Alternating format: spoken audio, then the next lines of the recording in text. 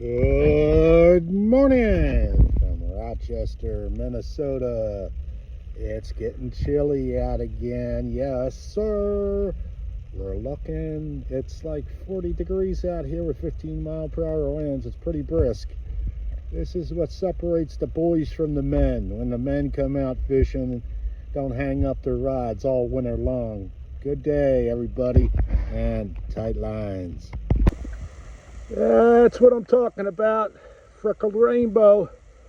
Yes, sir. Go out to your neighborhood and get some rainbow action. And when you can, please catch and release like so. You gonna swim away now, or are you just gonna float there?